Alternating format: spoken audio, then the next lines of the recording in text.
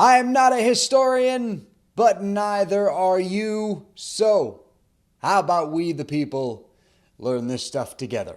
Welcome to US 101. Oh man, where have you guys been, dude? I've been waiting here for like ever, man.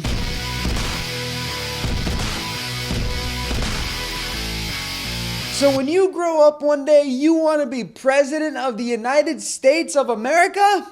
Not a problem. It's like super easy to do. Check this out. Here's what you got to do. First, you got to be a minimum of 35 years old. Okay, you have to be at least 35 to be president. Second, you have to be a natural born citizen or a citizen of the United States. And third, you had to have lived in the United States for a minimum of 14 years. That is it. It is super easy to do. Like I said, it's all it takes to be president. Good luck, everybody. Whew, I tell you what, it was good to get back on camera and talk to you guys again. I missed you guys. But hey, I got to get back to studying. So thanks for watching. Super easy episode. Just wanted to get my feet wet again. I am all done. Good luck being president and stuff. I'll see you guys later, okay? Take care. So long. See you later. What the hell is the matter with you? Yeah, I know I've been gone for like an absurdly long time, but what, you think I forgot the format to my own show? I thought I taught you better. So you want to be president of the United States of America, huh? You sure? I mean, it's a tough job, man, and you're under a lot of scrutiny. Half the country doesn't really like you. In some cases, the entire country doesn't like you, and you don't age gracefully in the job. So what are the rules to becoming president? How do you get to sit behind the resolute desk in the Oval Office? Also, when were those rules first made, and have those rules changed over time?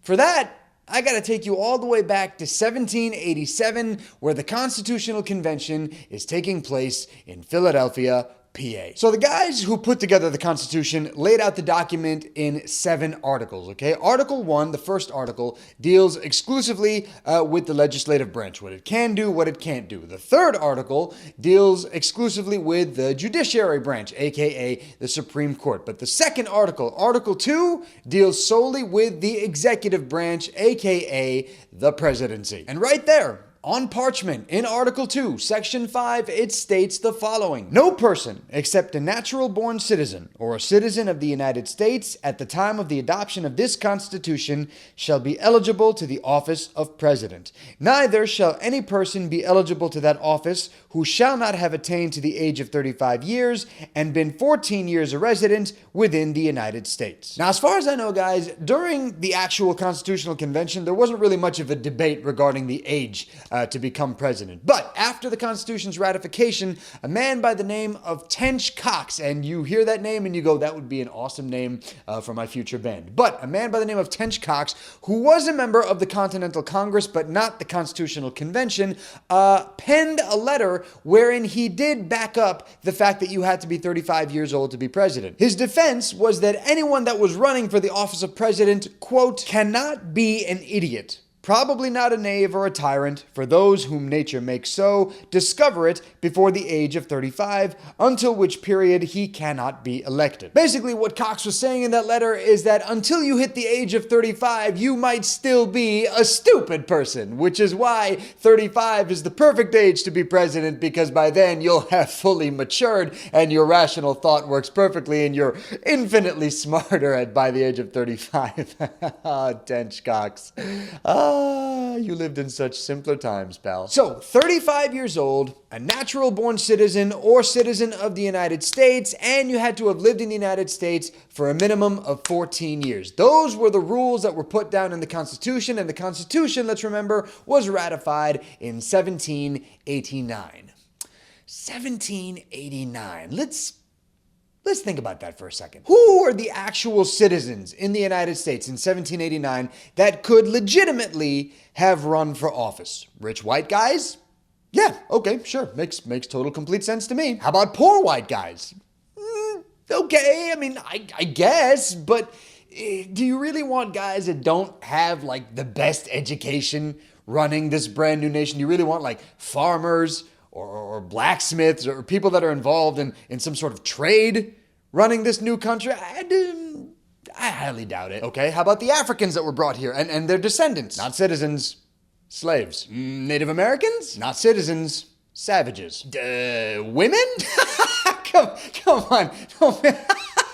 Don't make me laugh, man. Running a country is man's work. So that's basically the mindset of somebody living in 1789. However, as time goes on, the rules start to change a little bit, and this is seen through the adopting of new amendments to the Constitution. For example, prior to the year 1804, the person that got the most votes from the Electoral College became President of the United States, and the person that came in second place was automatically named the Vice President. However, after 1804 and the adoption of the 12th Amendment, that was no longer the case. The 12th Amendment basically says that the Electoral College would cast ballots for the President and for the Vice President separately, meaning that once you're the VP, that no longer means you're just waiting around to jump into the driver's seat. You're not just waiting for your turn, okay? Now you actually have to go out and campaign for the job. Now, after 1804, there were no new amendments added to the Constitution until the year 1865. That's when we got the 13th Amendment, which is a massive, massive rule change as to how you can become president. Of course, the 13th Amendment is the one that abolishes slavery, which means African Americans who are born in the United States are no longer, at least on paper,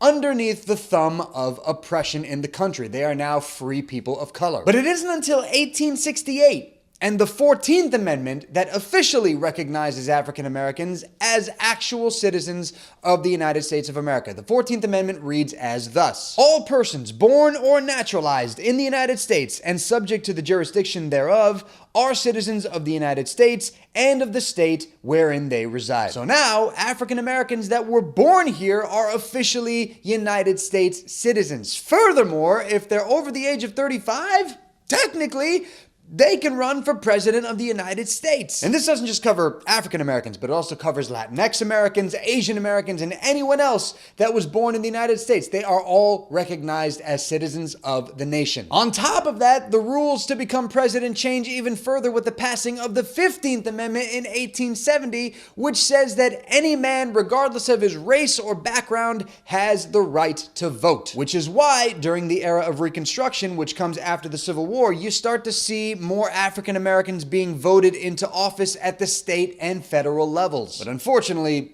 due to racist policies like sharecropping, the black codes, and the rise of the KKK, African Americans were still very much oppressed by white Americans who didn't think that African Americans should be able to advance their station in life. But the game at this point has officially changed. Now, any man from any background can be president of the United States. But what about the ladies, man? I mean, the women of the United States were citizens of the country too, so why couldn't they get a chance to be president? Now, some women actually did run for president in the late 19th century. You had Victoria Woodhull, who ran for the office in 1872, and Belva Ann Lockwood, who ran in 1884 and 1888. Unfortunately, both those women gained either no votes or very few votes in their run for the highest office. And the problem was that women did not have a voice at the ballot box yet. Women were not allowed to vote in the United States. I mean, sure, they could, protest and they could hold demonstrations and they could make their voices heard publicly, but those public demonstrations didn't necessarily mean that those opinions were going to translate in the ballot box. And that's one of the reasons why the women's suffrage movement picked up as much steam as it did in the second half of the 19th century and the early 20th century, okay? There's power in voting, and women were incredibly aware of that, and they wanted to make sure that they were able to shape the government the way they saw fit just as much as their male counterparts. And interestingly enough, the first woman to actually be elected to Congress happened before women gained the right to vote, okay? The year was 1916. Her name was Jeanette Rankin, and she was elected to the U.S. House of Representatives from the state of Montana. And then, on August 18, 1920, the 19th Amendment was passed, which officially granted women the right to vote. Following that, more women are elected to the House of Representatives and are elected to the Senate. And then, in 1964, Margaret Chase Smith of Maine becomes the first woman to run for president as a Republican candidate on a major party ticket. Following that, in 1972, Shirley Chisholm becomes the first woman and the first African African American to run for president on a major party ticket. In her case, it was the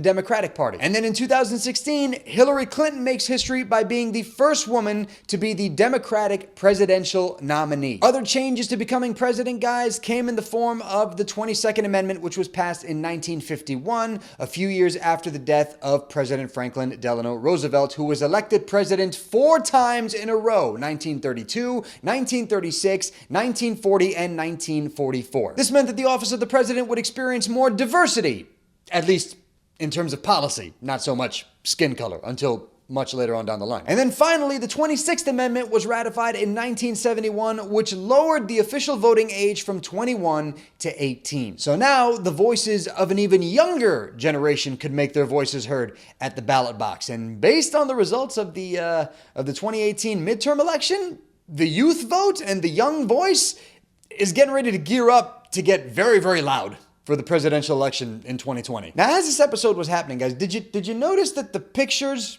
of everybody that I was putting up here, did you know that the pictures of people running for president was changing and evolving as the episode went on? Yes, I am very, very aware that 44 out of the 45 presidents have been older white men, with the exception of Barack Obama, who was president in 2008 and 2012. But the road to the presidency is vastly wider now. It's much more open. What started as a position that was only and basically meant for rich, white, elite males to hold, now has become a seat of power that anybody has a chance to obtain. I mean, look no further than the people that are running for president in 2020 on the Democratic ticket. You have an African-American male who is the mayor of Newark, New Jersey, a gay white man who was the mayor of South Bend, Indiana, a Latino male who was the mayor of San Antonio, Texas, an African-American female senator who was formerly the district attorney in California, a white female senator who was formerly a law professor at Harvard, a white female senator from Minnesota,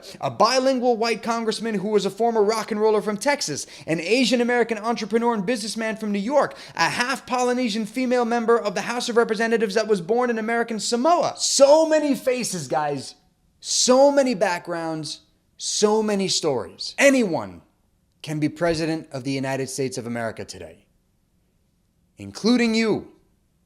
So when you hit 35 years old, what are you waiting for? And that, my friends, is it for this episode of US 101. Thank you guys so much for hanging out. Thank you so much for watching. I sincerely apologize for having been absent for a while now, but again, I'm in the midst of grad school. I've got about a month and some change to go before the semester comes to an end.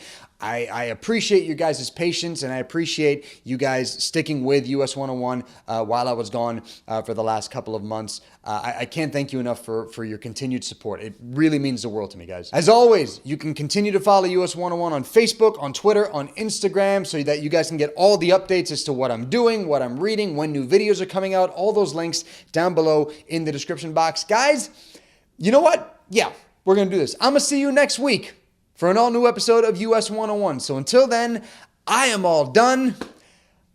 Are you going to be the next leader of the free world? I think you can do it. I believe in you. Make me a believer. Let's make it happen.